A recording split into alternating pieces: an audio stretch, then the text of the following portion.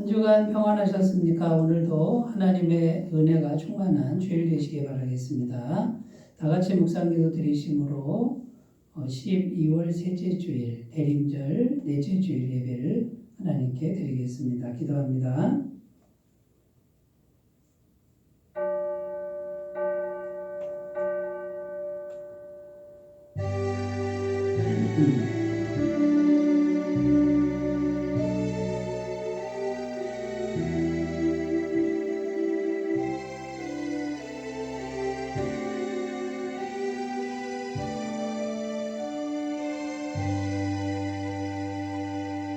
그러므로 주께서 친히 징조를 너희에게 주실 것이라. 보라, 처녀가 잉태하여 아들을 낳을 것이요 그의 이름을 임마누엘이라 하리라. 하나님은 영이시니 예배하는 자가 영과 진리로 예배할지니라. 아멘. 이 땅에 구원자로 오시는 우리 구주 예수님의 강림을 기다리며 저희들이 대림절 마지막 주일 예배를 드립니다. 성탄절이 가까이 다가올수록 하나님을 향한 우리의 믿음과 소망과 사랑이 더욱 깊어지게 하옵소서. 은혜를 사모하며 주님만을 바라보고 있는 저희들을 기억하시고 오늘도 예비하신 말씀과 은혜로 저희들을 충만하게 채워 주시옵소서. 삼위일체 하나님께만 온전히 찬송과 영광을 올려드리며 죄인들을 구원하시기 위하여 이 땅에 오신 예수님의 이름으로 기원하옵나이다. 아멘. 찬송가 79장을 함께 부르겠습니다.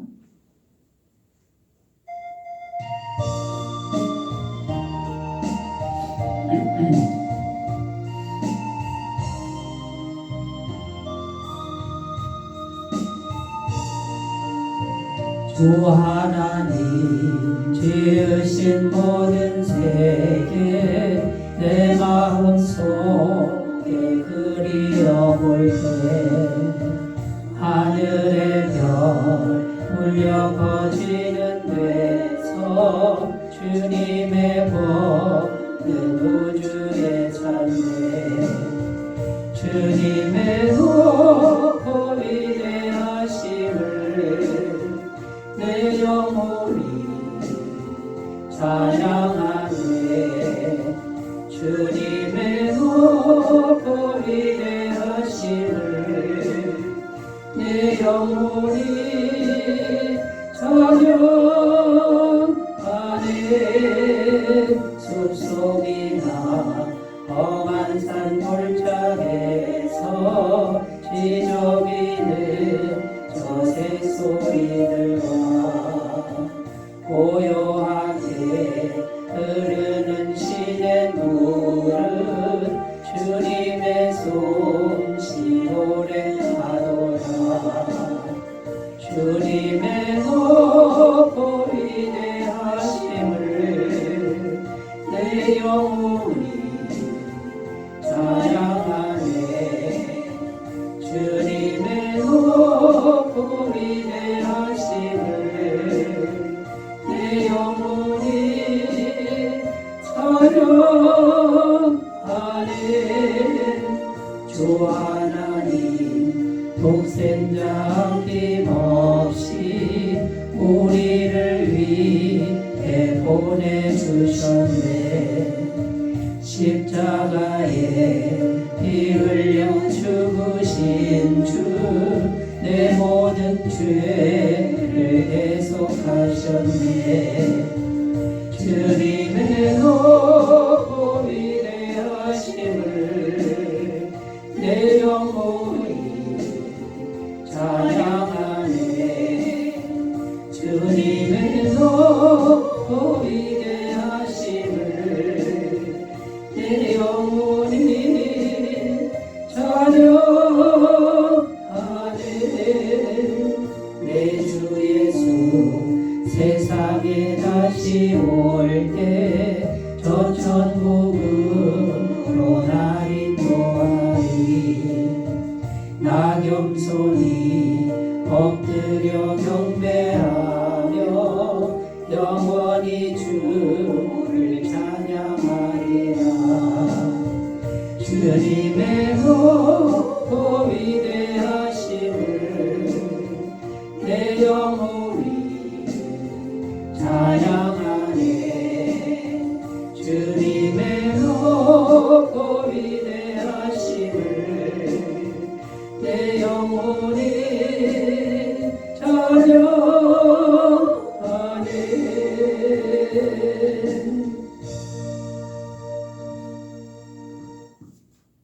신앙 고백을 하나님께 드립니다. 나는 전능하신 아버지 하나님, 천지의 창조주를 믿습니다. 나는 그의 유일하신 아들, 우리 주 예수 그리스도를 믿습니다. 그는 성령으로 잉태되어 동정녀 마리아에게서 나시고 본디오 빌라도에게 고난을 받아 십자가에 못 박혀 죽으시고 장사된 지 사흘 만에 죽은 자 가운데서 다시 살아나셨으며 하늘에 오르시어 전능하신 아버지 하나님 우편에 앉아 계시다가 거기로부터 살아있는 자와 죽은 자를 심판하러 오십니다. 나는 성령을 믿으며 거룩한 공교회와 성도의 교제와 죄를 용서받는 것과 몸의 부활과 영생을 믿습니다. 아멘. 오늘 우리에게 주신 하나님 말씀은 시편, 구약성경 시편 73편 26절에서 28절까지 말씀입니다. 구약성경 855페이지에 있습니다. 시편 73편 26절에서 28절까지 말씀을 제가 봉독해 드리겠습니다. 내 육체와 마음은 쇠약하나 하나님은 내 마음의 반석이시요 영원한 분깃이시라. 무릇 주를 멀리하는 자는 망하리니 음녀같이 주를 떠난 자를 주께서 다 멸하셨나이다.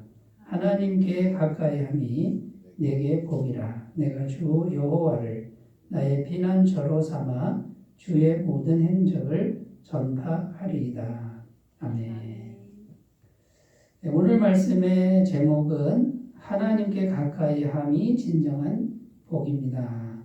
이런 제목으로 말씀의 은혜를 나누겠는데요. 우리가 2025년을 이제 마무리하는 그 시점에 와 있습니다.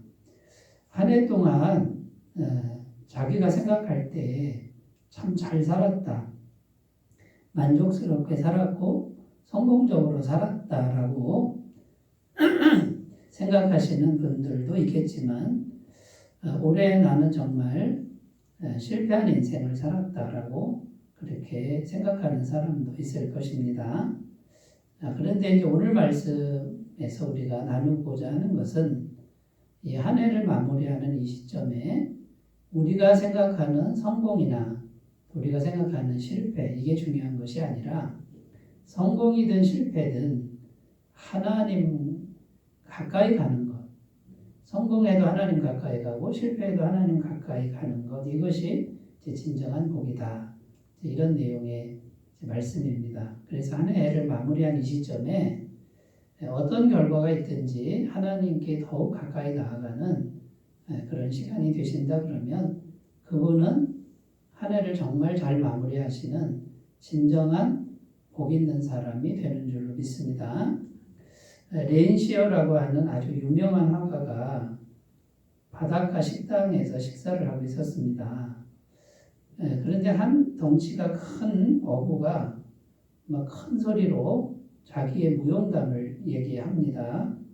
그런데 막 동작이 큰 거예요. 막 파도가 이렇게 크고 상어도 이렇게 큰데 내가 그 상어를 잡았다 하고 팔을 휘두르는데 지나가던 종업원의 쟁반을 치는 바람에 그 차가 쏟아졌습니다.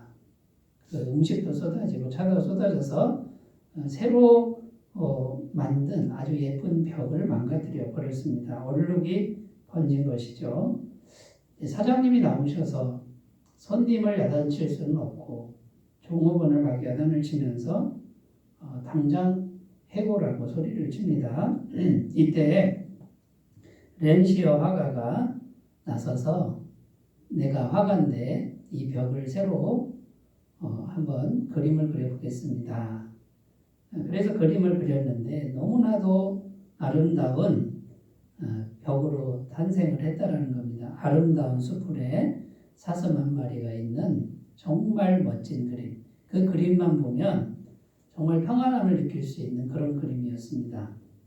그 이후로 손님들이 더 많아진 것이죠. 자, 여러분, 이 새로 만든 벽이 완전히 망가졌습니다. 말하자면 우리의 인생이 실패한 것과 같습니다. 그런데 유능한 화가, 정말 실력 있는 화가의 손에 맡기니까 그 망가진 벽이 새롭게 되었다라는 것입니다. 여러분, 우리의 인생이 정말 큰 실패와 절망을 당할 수 있습니다. 거기서 끝난 게 아닙니다.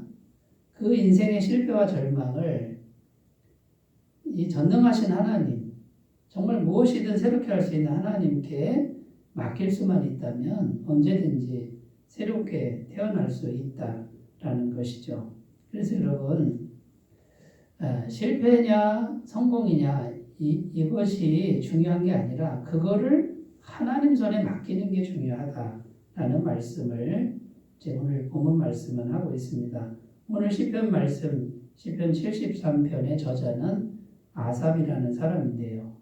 시편 73편의 내용이 뭐냐면 아삽이 고민하고 번민하는데 왜 세상에서 악한 자가 형통하고 더 잘되고 아프지도 않고 거만한 것인가? 이 문제를 가지고 하나님께 기도하는 겁니다. 그래서 자기 자신이 항상 그 악한 자를 보면 상처받는다는 거예요. 시험이 듭니다. 이런 내용입니다.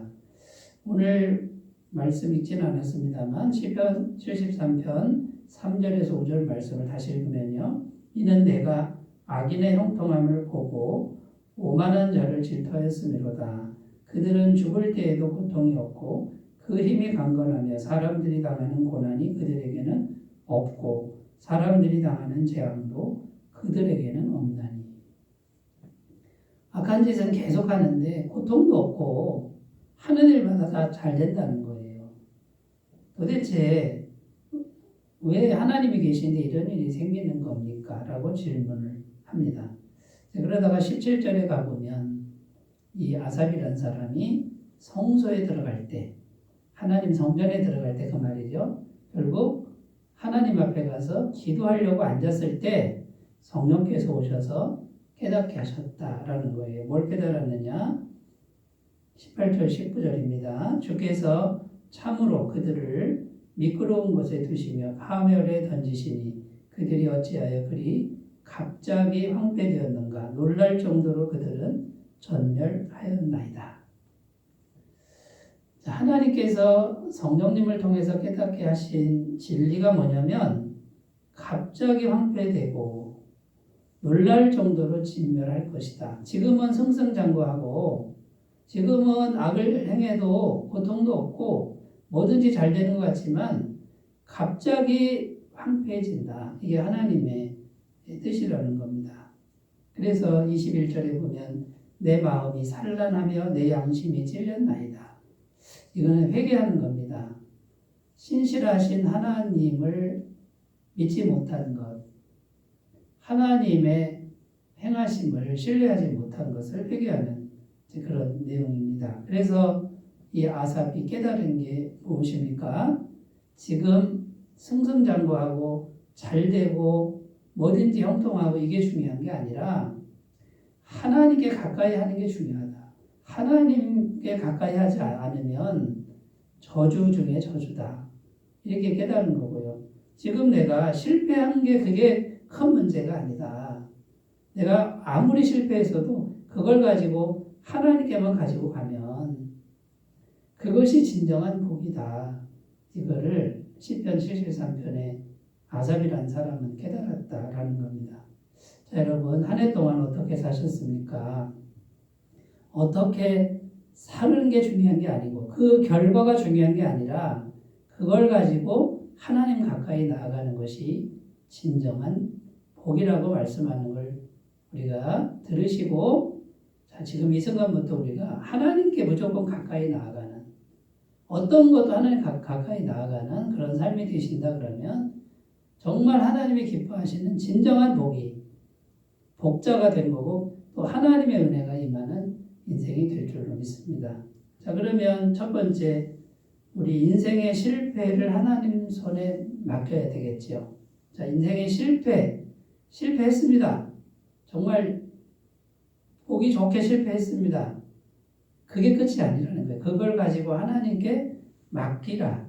그러면 진정한 복이다. 우리가 이것을 생각해 보려고 합니다. 시편 55편 22절입니다.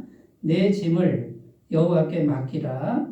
그가 너를 붙드시고 의인의 요동함을 영원히 허락하지 아니하시리로다. 자, 여기 보면 의인이라고 나오는데요. 의인이 어떤 사람이냐? 이 말씀을 잘 보시면요.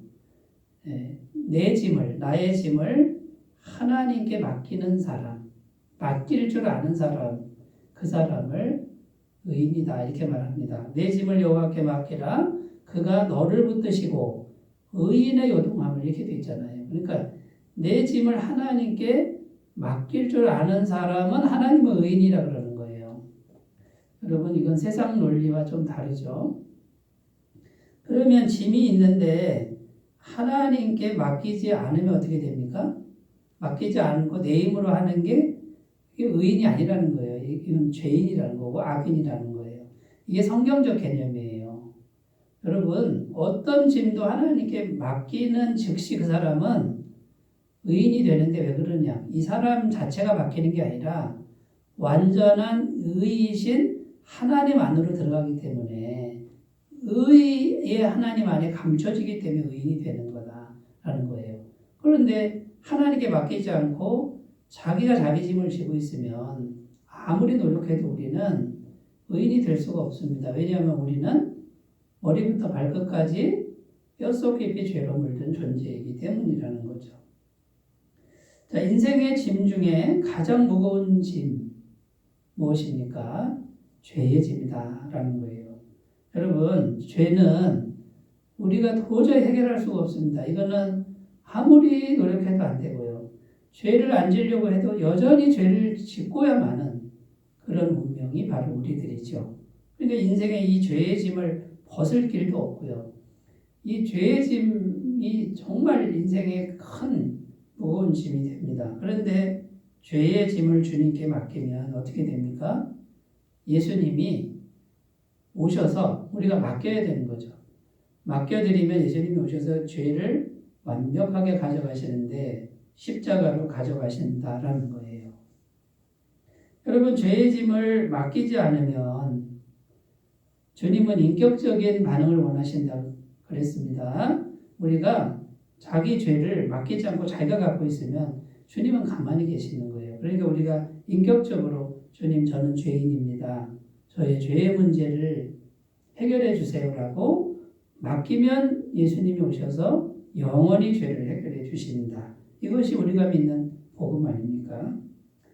또 우리가 살아가는 생활의 짐, 삶의 짐도 같은 원리입니다. 주님께 맡기면 주님이 맡으셨으니 얼마든지 먹고 사는 문제, 살아가는 문제 도와주신다는 거예요. 넉넉하게 도와주신다는 것이 복음의 진리입니다.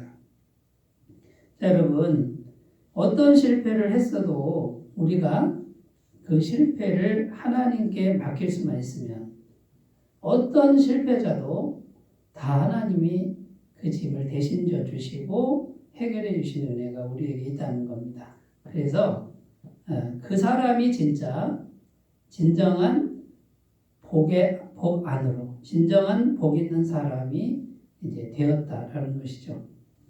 여러분 악기 중에 바이올린 악기가 있는데 바이올린 악기 중에 스트라디바리우스라는 굉장히 비싼 악기가 있습니다.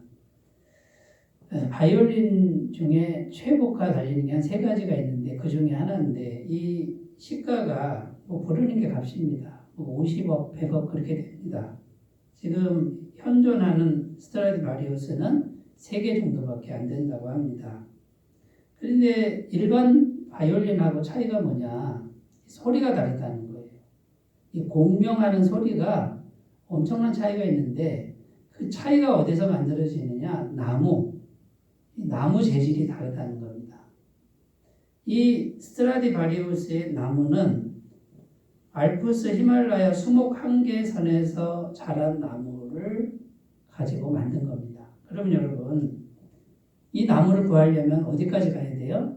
알프스 히말라야 산까지 올라가서 구해야 되는데 그 나무가 200년 이상 모진 바람과 눈과 서리를 맞으며 인고의 세월을 견딘 나무라는 겁니다.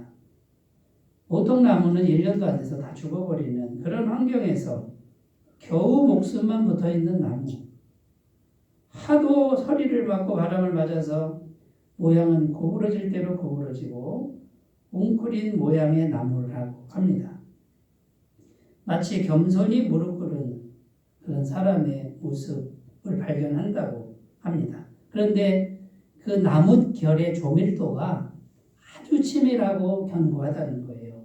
그래서 그 나무를 사용해서 악기를 만들면 이 소리의 공명, 소리가 차원이 다르다는 겁니다. 그래서 그 악기가 이렇게 비싸다라는 것이죠. 자, 여러분, 이 스트라디바리우스 나무를 한번 생각해 보시면 200년 동안이나 죽지 않고 고통 속에 겨우 목숨만 붙어있는 한 인생을 우리가 생각해 볼 수 있습니다. 아무도 찾아오지 않는 그런 인고의 세월을 살았을 것입니다. 자, 그런데 그 나무가 바이올린 만드는 유능한 장인의 손에 딱 붙들렸을 때 새롭게 태어납니다. 세상에서 가장 위대한 악기로 태어나는 겁니다. 여러분, 우리는 하나님이라는 이 전 세계에 가장 전능하시고 가장 거장인 그분이 우리와 함께하고 계시는 거예요. 여러분, 어떤 인생보다 어떤 뛰어난 예수님보다 권력자보다 더 뛰어나신 분이 지금 우리와 함께 하시는데 그분의 손에만 맡겨드리면 누구라도 위대하게 될 수 있는 거예요. 누구라도 새롭게 태어날 수 있다 그 말이에요. 여러분, 어떤 실패를 했어도 좌절을 하지 않고 그 좌절감을 하나님께 가져가면, 실패를 가져가면 하나님 손에 가면 누구라도 다 새롭게 된다라는 거죠. 여러분, 한 해 동안 어떤 삶을 사셨습니까? 스스로 평가할 수 있습니다. 나는 잘못 살았다. 실패했다. 거기서 끝나지 말고 그 실패를 정말 위대하신 하나님 손에 맡겨드리는 그런 결단을 하는 이 시간 되시고 2025년 한 해를 잘 마무리하셨으면 좋겠습니다. 여러분, 어떻게 맡기는 겁니까? 기도로 맡기는 겁니다. 여러분, 너무 쉽습니다. 하나님은 우리와 하나님 사이에 기도만 하면 연결되도록 그렇게 기도라는 걸 준비해 놓으셨다는 거예요. 그런데 기도는 어떻게 합니까? 순간순간 하면 됩니다. 그냥 짧게 마음에 있는 걸 살아계신 하나님 살아계시다 생각하고 말을 하시면 되는 거예요. 감정이 슬프면 하나님 제 마음이 슬픕니다. 주님 제 마음이 힘이 듭니다. 주님 좋은 거 주시니 감사합니다. 주님 오늘도 도와주세요. 동행해 주세요. 짧게 하면은 그것이 계속 하나님께 맡기는 일이 된다라는 것이죠. 빌립보서 4장 6절 7절 아무것도 염려하지 말고 다만 모든 일에 기도와 간구로 너희 구할 것을 감사함으로 하나님께 아뢰라. 그리하면 모든 지각에 뛰어난 하나님의 평강이 그리스도 예수 안에서 너희 마음과 생각을 지키시리라. 모든 순간에 염려가 찾아와서 우리 마음을 누르려고 하겠지만 그 염려가 오는 거 그거 그냥 인정하고요. 그 염려까지도 그냥 있는 그대로 하나님께 아뢰면 그것이 맡기는 일이다. 구체적으로 이것만 성실하게 잘 실천하신다 그러면 세상에서 가장 위대한 하나님 손에, 거장의 손에 붙들리는, 기도만 하면 붙들리는 인생이 된다라는 걸 믿었으면 좋겠습니다. 이렇게 맡겨드리면 하나님은 약속하십니다. 로마서 8장 28절 우리가 알거니와 하나님을 사랑하는 자 곧 그의 뜻대로 부르심을 입은 자들에게는 모든 것이 합력하여 선을 이루느니라. 그 어떤 것도 하나님 손에 맡겨드리면 반드시 선을 만들어 버리시는, 안 좋은 것도 선을 만들고 좋은 것도 선을 만드는 이런 약속을 우리에게 하고 있음을 믿으시고, 자, 한 해를 돌아보시면서 어떤 것도 기도로 다 하나님께 가져가시는 귀한 시간이 되셨으면 좋겠습니다. 자, 두 번째 어떻게 하나님께 가까이 가야 되는가? 두 번째 우리 생각할 것은요, 인생의 성공도 하나님을 벗어나면 저주가 된다라는 걸 알아야 된다라는 겁니다. 여러분, 인생에서 우리가 올해 한 해 동안 정말 성공을 했다 해도 그것도 역시 하나님께로 가져가야 진정한 성공이지, 가져가지 않고 나 혼자만 그 성공을 갖고 있으면 그건 저주가 된다, 위험하다라고 말씀하고 있습니다. 고린도전서 10장 12절 말씀이 있습니다. 그런즉 선줄로 생각하는 자는 넘어질까 조심하라. 자, 이 말씀에 보면 선줄로 생각한다, 이거는 섰다, 이 말은요, 교만을 말하는 거예요. 나 정도면 훌륭하다. 나는 세상적으로도 훌륭하고 영적으로도 훌륭하다라는 요 생각이 있는 분은 선줄로 생각하는 사람이다라는 거예요. 그런데 이 사람은 넘어지기가 쉽다. 선줄로 생각하는 거 조심하라, 이런 뜻입니다. 자, 우리가 실패했을 때만 위험한 게 아닙니다. 세상에서 성공했을 때도요, 굉장히 위험합니다. 제가 아는 어떤 목사님은 젊은 시절에 우리나라의 아주 유명한 출판사의 사장님이셨습니다. 교회에서는 안수 집사님이었는데 그 출판사 사장님 시절에 하루의 순이익만 1,200만 원이었습니다. 지금으로부터 30년 전이면 지금은 하루의 이익이 한 2, 3억 되는 거예요. 하루에 그렇습니다. 하루에. 그러니까 막 돈이 남아도는데 엄청난 성공을 거두셨죠. 교회에서 11조를 제일 많이 냅니다. 이분은 장로님 되는 거 영순위. 이분은 무조건 장로님 후보인 거예요. 무조건 되는 거예요. 가족들하고 1년에 12번 해외여행을 다닙니다. 비즈니스 비행기를 타고 초호화 호텔과 최고의 음식과 자녀들은 최고의 가정교사들을 또 최고의 요리사를 집에 두고 그렇게 살았다라는 것이죠. 그런데 이분은 보이지 않는 곳에서 뭘 했느냐? 밤마다 고급 양주를 먹고 도박을 즐겼고, 도박은 아무리 돈을 잃어도 돈이 나오니까요. 그 다음에 쾌락을 즐겼다라는 겁니다. 그러면서도 이렇게 생각한 겁니다. 나 같으면 훌륭한 사람이다. 세상에서는 VIP고 교회에서도 나만큼만 하라 그래라, 이렇게 생각했다라는 것이죠. 목사님, 장로님, 안수집사님들 다른 사람 봐도 삶이 그렇게 훌륭하지 않다라는 거예요. 그들에 비하면 내가 더 훌륭한 거 아닌가? 내가 뭐 법을 어기기를 했는가? 이렇게 생각을 했는데, 그러던 어느 날 책상 위에 놓인 아내의 지금 사모님이죠. 일기장을 우연히 보게 됩니다. 한강에 갔다 왔다, 이런 내용이 있습니다. 죽을 결심하고 갔는데 죽는 것은 주님의 뜻이 아니기에, 뭐 남편 때문에 그렇다는 거예요. 다시 마음을 돌이켜 왔다라는 내용을 읽습니다. 이분이 그제서야 깨닫습니다. 자기가 지금 상당히 잘못되어 있구나. 내가 지금 괜찮은 게 아니구나. 이걸 깨닫게 되고 돌이킵니다. 그리고 결심을 한 게 뭐냐면 자기 명의로 한 푼도 재산을 갖지 않기로 결심을 하고 그 명의를 부인하고 다른 사람에게 다 넘기고 자기 명의 재산, 부동산 아무것도 없고 통장도 없습니다. 그리고 수입의 상당 부분을 신학교 장학금으로 내놓기 시작했습니다. 이 경험을 통해서 이분이 새롭게 거듭납니다. 성령을 체험하고 그리고 40대 중반에 이제 신학교에 들어가서 지금 이제 목사님이 되고 은퇴를 하셨죠. 자, 여러분, 세상에서의 성공이 그 자체가 성경은 복이라고 말하지 않습니다. 그 세상에서의 성공이 하나님으로부터 벗어나게 만들면 그건 저주다. 저주 중에 저주다라고 말하는 거예요.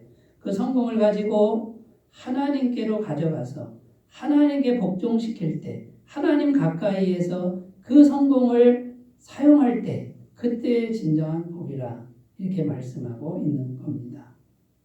그래서 오늘 말씀 시편 73편 27절에 이렇게 기록합니다. 무릇 주를 멀리하는 자는 망하리니 음녀같이 주를 떠난 자를 주께서 다 멸하셨나이다. 여러분, 세상에서 아무리 성공을 해도 하나님으로부터 떠나면 다 멸망한다. 망한다. 갑자기 망한다라고 분명하게 말씀하는 음성을 우리가 꼭 들으셨으면 좋겠습니다. 여러분, 이렇게 큰 성공을 거둔 분도 겸손하게 마음을 돌이키는데 1년 동안 조금 성공한 거, 조금 뭐 좋은 거 그거 가지고 자꾸 자기 자신 뭐 괜찮은 사람이다. 나는 이 정도면 훌륭하다. 이런 생각하시는 분들이 있으면 빨리 마음 중심을 겸손하게 내려놓고 그 마음 중심을 하나님께 가져가서 하나님 가까이에서 하나님께서 하시는 걸 잘 따라가는 그런 심령을 가꾸신다 그러면 그분이 진정한 복자, 복이 있는 사람인 줄로 믿습니다. 왕의 권세를 가졌어도 하나님을 떠나면 저주다. 성경이 이렇게 말하는데 사무엘상 16장 23절 하나님께서 부리시는 악령이 사울에게 이를 때에 다윗이 수금을 들고 와서 손으로 탄즉 사울이 상쾌하여 났고 악령이 그에게서 떠나더라. 사울왕이 하나님을 멀리하니까 악령이 자꾸 들락날락했다 이런 내용이에요. 왕의 권세를 가졌는데도 하나님의 영이 떠나니까 귀신이 들락날락하는 거예요. 왕의 권세, 왕의 재산을 가졌어도 영원히 평안할 날이 없는 거예요. 여러분, 다윗은 목동이었습니다. 가진 게 없는 이 소년 어린아이예요. 근데 다윗이 와서 수금을 타면 성령이 임하시는 거예요. 이 다윗이 나중에 이스라엘 왕이 되지 않습니까? 성령 충만. 여러분, 하나님의 영이 충만한 심령, 이것이 진정한 복이에요. 이것만 가꾸시는 분들은 다윗과도 같은 동일한 은혜를 다 받을 줄로 믿습니다. 자, 세 번째, 그러므로 결론이 무엇입니까? 우리 인생의 최고 목표, 최우선적 목표를 하나님과 동행하는 것으로 두어야 한다. 자, 성공해도 하나님과 동행, 실패해도 하나님과 동행, 기뻐도 하나님과 동행, 슬퍼도 하나님과 동행. 그걸 가지고 하나님께 나아가면 그것이 진정한 복자고 진정한 승리다. 마귀는 어떻게 하는 줄 아세요? 성공시켜서 교만하게 하고 실패시켜서 좌절하게 합니다. 그래서 둘 다 하나님을 떠나게 하는 거예요. 그런데 영적 강자는, 진정한 성도는 어떻게 합니까? 성공해도 하나님께, 실패해도 하나님께, 마귀가 이길 수 없는 그런 존재가 바로 이런 분이다. 가까이 하는 분이다라는 것이죠. 요한복음 5장 30절에 있습니다. 내가 아무것도 스스로 할 수 없노라. 듣는 대로 심판하노니 나는 나의 뜻대로 하려 하지 않고 나를 보내신 이의 뜻대로 하려 함으로 내 심판은 의로우니라. 예수님이 하신 말씀인데 평상시 예수님의 마음 상태, 내면 세계를 말씀하는 겁니다. 모든 순간에 나는 내 뜻대로 하는 게 없다. 모든 순간에 나는 하나님과 연결되어 있고 하나님이 기뻐하시는 거에 순종하면서 한다. 여러분, 예수님의 외적인 걸 한번 우리가 생각해 보면요. 흠모할 만한 게 아무것도 없습니다. 가진 것도 없고 가장 약한 모습이고 그 다음에요. 집도 없고 절도 없고 눈만 뜨면 그냥 병자들이 와서 귀신 들린 사람 맞닥뜨려서 그 일을 하고요. 태어난 가정도 목소가정이고 그런데 이 예수님은 모든 순간에 능력자이셨습니다. 부족함이 없으셨습니다. 이 땅에 영원한 생명, 천국의 권세 가져다 주시고 마귀 권세를 물리치는 엄청난 능력의 통로가 되셨다라는 겁니다. 여러분, 예수님은 이 세상 거 아무것도 안 가졌는데도 어떻게 이렇게 큰 능력자입니까? 모든 순간의 마음으로 하나님과 동행하는 것. 이걸 최고의 삶의 목표로 삼고 평생을 사셨다라는 것이죠. 십자가를 생각해 보면 세상에서는 가장 비참한 죽음이고 허무한 죽음입니다. 그러나 하나님과 동행한 죽음이었기 때문에 가장 위대한 승리가 되었다라는 것이죠. 여러분, 마음에 하나님이 함께하는 것, 하나님이 함께하는 요 한 가지, 요거를 최고의 목표로 산다 그러면, 그리고 매 순간 산다 그러면, 그분은 영원한 하나님이 정말 기뻐하시는 복 있는 사람, 그 사람인 걸 꼭 믿으셨으면 좋겠습니다. 미가서 6장 8절 사람아 주께서 선한 것이 무엇임을 내게 보이셨나니 여호와께서 내게 구하시는 것은 오직 정의를 행하며 인자를 사랑하며 겸손하게 내 하나님과 함께 행하는 것이 아니냐. 성경 말씀에 하나님이 정말 원하는 거 한 가지, 마음으로 겸손하게 하나님과 동행하라. 하나님을 위해 많은 거 할 필요 없다. 하나님과 동행하라. 이게 최고다. 이렇게 말씀하셨습니다. 자, 하나님과 동행하는 사람 증거는 무조건 감사, 범사에 감사입니다. 데살로니가서 5장 18절 범사에 감사하라. 이것이 그리스도 예수 안에서 너희를 향하신 하나님의 뜻이니라. 여러분, 왜 범사에 감사하라 그러겠어요? 감사할 일만 있는 게 아니잖아요. 힘든 일도 있는데 왜 그러겠어요? 그게 하나님 뜻이다. 그래야 하나님의 영이 함께 할 수 있다. 자, 여러분, 올해가 가기 전에 이제 한 해를 마무리하면서 성공하신 분들은 더욱 겸손하시고, 실패하신 분들은 이게 끝이 아니라 하나님 손에 맡기면 된다라는 믿음으로 다시 마음을 새롭게 하시기를 바라겠습니다. 기도합니다. 하나님 아버지, 하나님께 가까이 함, 그것만이 복인 것을 우리가 잘 명심하고 그대로 순종하는 삶을 살게 하옵소서. 예수님의 이름으로 기도드립니다. 아멘.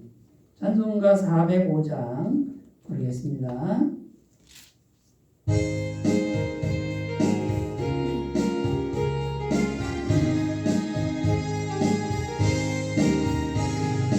주의 친절한 팔에 안기세 우리 마음이 평안하리니 항상 기쁘고 복이 되겠네. 영원하신 팔에 안기세 주의 팔에 깊으신 팔에 안기세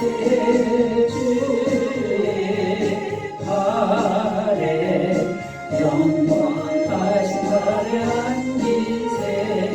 날이 갈수록 주의 사랑이 광명하게 비치고 전성 가는 길 편히 가리니 영원하신 팔에 안기세.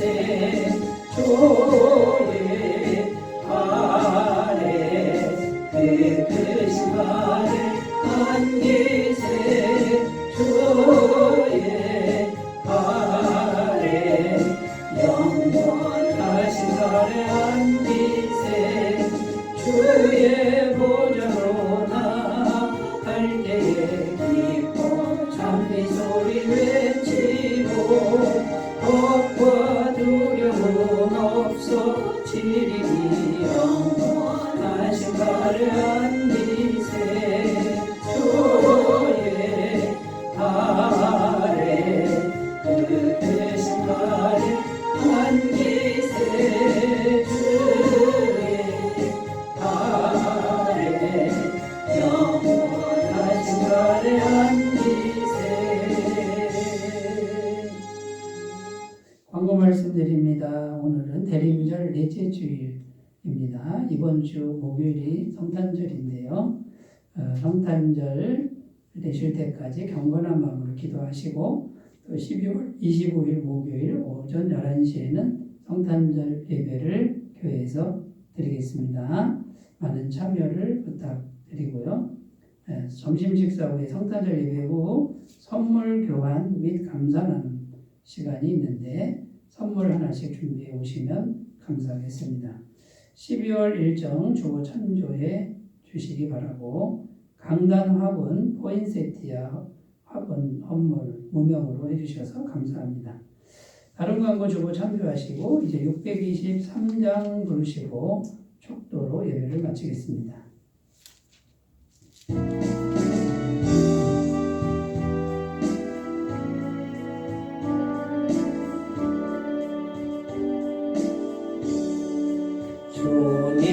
주님의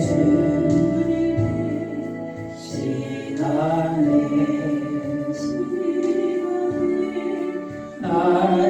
아름답게 모든 것 변하리. 주님 나의 갈 길을 인도하여 주시니 주의 뜻을 따라서 살리라. 주님의 시간에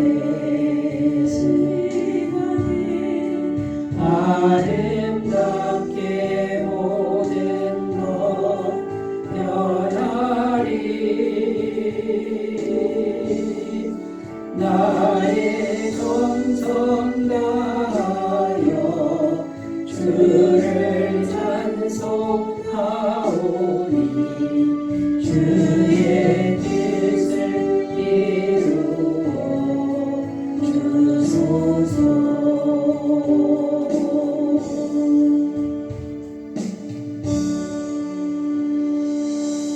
이제는 우리 주 예수 그리스도의 은혜와 하나님 아버지의 사랑하심과 성령님의 교통하시는 은총이 인생의 성공과 실패 여기에 집중하지 않고 오직 그 모든 걸 가지고 하나님 가까이 나아가기로 결단하는 주의 모든 백성들 위해 영원토록 함께 하시기를 간절히 축원하옵나이다.